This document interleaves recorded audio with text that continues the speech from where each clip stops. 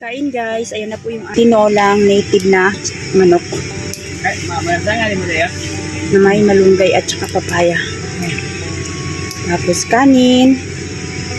Kain. Hi guys, magandang araw po sa inyong lahat. Welcome back po ulit sa aking YouTube channel at Ju TV. Ngayon po for today's video ay nandito po kami sa aming probinsya. Nandito po kami sa aming munting sakahan. Tapos ngayon po kami ay naghahanap ng pinya. Yan, pakita ko po sa inyo yung pinya. Guys, bago po pala ako magpatuloy at i-detail ko lang sa inyo or sasabihin ko lang sa inyo na umuwi po pala kami ng Davao. Ako po ay nakatira dito sa Maynila, tapos umuwi kami ng Davao. Hindi ko lang po na-i-vlog yung aming pag-uwi. Pero nandito na po kami sa Davao at dito ko po i-share sa inyo guys yung aming mga ginagawa. Ngayon po ay nandito kami sa aming sakahan at yung aming sakahan guys ay malapit lang sa ilog, kaya yun, nagkagawa kami ng ginagawa namin yung bubong ng libingan ng aming nanay, kaya nandito po kami at habang gumagawa yung aking kapatid at saka yung aking mister, ako po ay nagluluto ng tinolang manok. Guys, samahan niyo po kami dito sa aming probinsya, sa aming bukid. Buhay bukid. Guys, ayan po yung pinya. Native na pinya, tanim ng aking tatay. Yung aming sakahan po pala ay parang naging gubat na siya. Ito po yung nakuha namin. Dito siya galing guys, ayan. Hinog na hinog. Yung pinya, pinutol ng aking pamangkin. Yan siya. Ayan yung aming nakuha. Hanap pa tayo. Ay! Boy, asa ka boy? Hanap pa tayo ng iba. Baka may mahanap pa tayong pinya. Naghahanap kami guys ng papaya kasi magtitinola kami ng native na manok dito sa aming sakahan. Hanap tayo. Kasama ko yung aking pamangkin. Meron pang pinya iba, hilaw. Asan papaya, boy? Meron? May tampis pala dito, boy? Ha? Baka pinutol. May tampis pala dito, boy? Ayan, oh. Kunti lang yung bunga. O, gani. Ang daming bunot, ah. Ha? Avocado? Ano yan, boy? Santol? Walang bunga.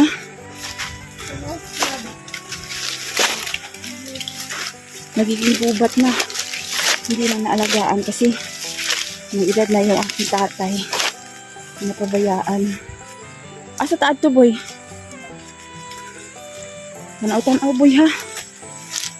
Masukal na masyado yung aming sakahan. Dami tumubong fern. Tako. Walay pinya.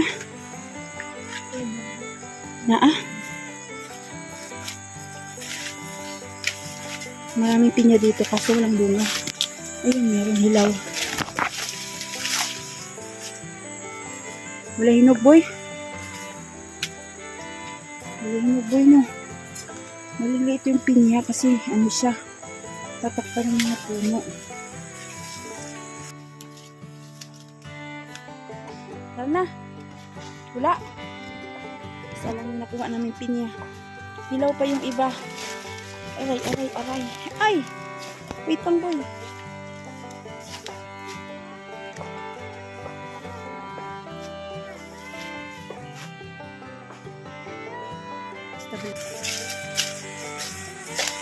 Na, malunggay lang. Kamunggay na atong ibutang anang kuan, tinola. Walay kapayas.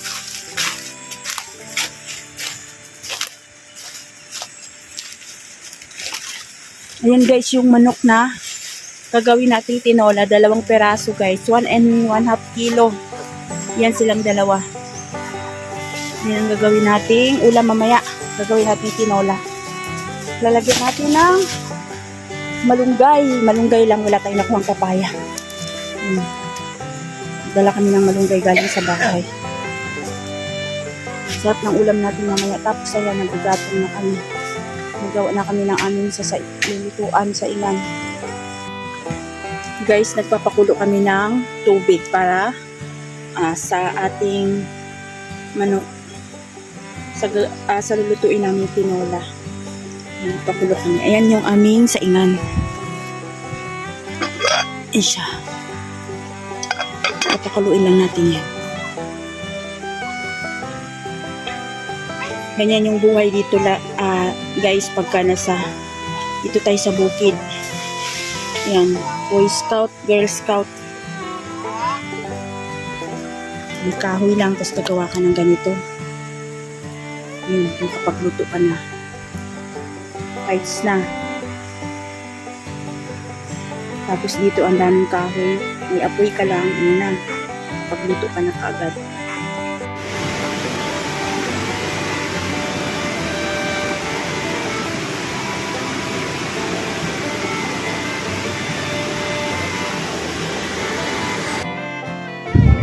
Guys, andyan na po pala tayo sa ilog. Bali, nakatay na po namin yung manok na aming lulutuin. Ayan po, hiniwa ko na siya. Ilang hakbang lang po yan yung aming sakahan guys sa ilog. Ang baba po ng aming sakahan na yun ay ilog na, kaya ayan po. Sobrang accessible lang po talaga siya sa ilog at madali lang maghugas. Kaya ayan, hiniwa ko na yung aming gagawing tinolang manok. Napakasarap po talaga guys pag sa probinsya nakatira. Ayan, ang linaw-linaw ng ilog, tapos ang fresh po ng hangin. Kaya napakaganda po talaga mamuhay sa probinsya. Ng papaya yung ating tinola. Yung kanina naghahanap kami ng papaya, wala kaming mahanap. Kaya po yung aking pamangkin ay umuwi doon muna sa bahay namin, kumuha ng papaya dahil meron kaming tanim na papaya doon sa aming bahay. Kaya yung aming tinolang manok ay meron na siyang papayang nakahalo. Napakalinaw po talaga ng tubig dyan sa aming ilog guys. Dyan na rin po kami kumukuha ng aming inumin kasi po dyan sa taas po na yan, wala pong nakatirang, walang bahay po dyan o wala pong nakatira, kaya sobrang linis po ng tubig na yan. Dyan na rin po kami kumukuha ng aming inumin. Yan guys, yung pamangkin ko yung umaakit sa buko. Expert na expert.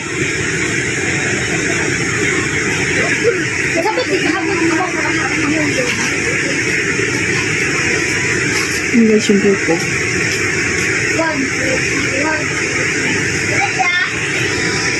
Tapos ang gagawin ko po guys ay yun po yung gagawin kong sabaw. Yung buko juice. Yun yung isasabaw ko sa ating tinolang manok. Hinaluan ko rin po siya ng konting tubig. Tapos linamnam po guys pag yan po yung isasabaw natin sa ating native na tinolang manok. Hinahalo ko lang siya, mahirap po pero napakasarap po yung ganyang pakiramdam. Namimiss ko po yung ganyan na nagluluto habang nasa sakahan. Ayan po yung aming ulam, napakasarap. Tinolang native chicken guys. At yung aking sinabaw ay buko juice na may halong malunggay at saka papaya. Kain guys, ayan na po yung aming tinolang native na manok.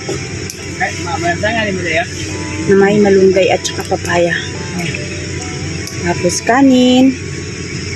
Kain. May kwatuwa lang. Yun guys, kain na po tayo. Kain.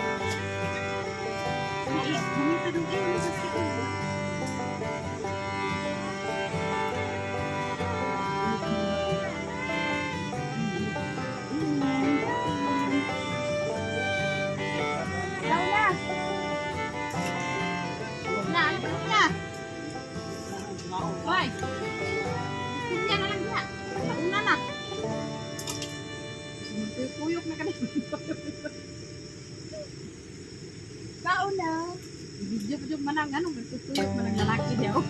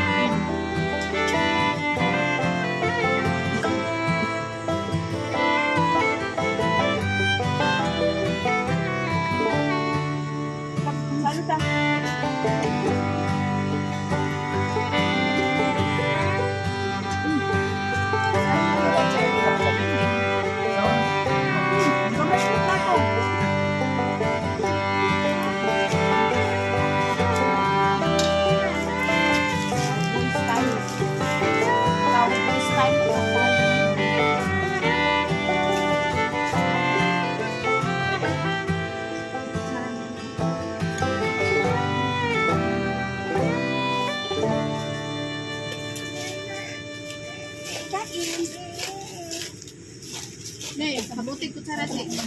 Yan ano eh.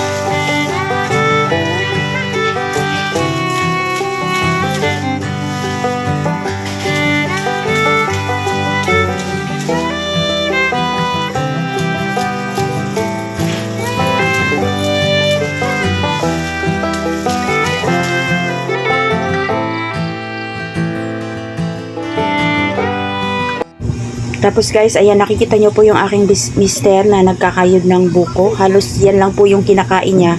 Kumain po kami ng kanin, pero konti na lang po yung nakain niya dahil sobrang dami po yung nakain niyang buko. Ayan, magsawa muna tayo sa buko, guys, habang nandito tayo sa probinsya. Kanya-kanya kami ng biak ng buko ng aking mister. Napakasarap po talaga guys ng feeling pag nandito ka sa probinsya. Nakakain mo lahat yung gusto mo, fresh na fresh lahat, yung ilog, yung hangin, yung mga prutas, andyan lahat. Malawak yung iyong paggalaw, yung iyong pagkilos, tapos na-exercise ka. Ayan po yung kagandahan pag nasa probinsya ka nakatira guys. Ayan yung fresh buko juice.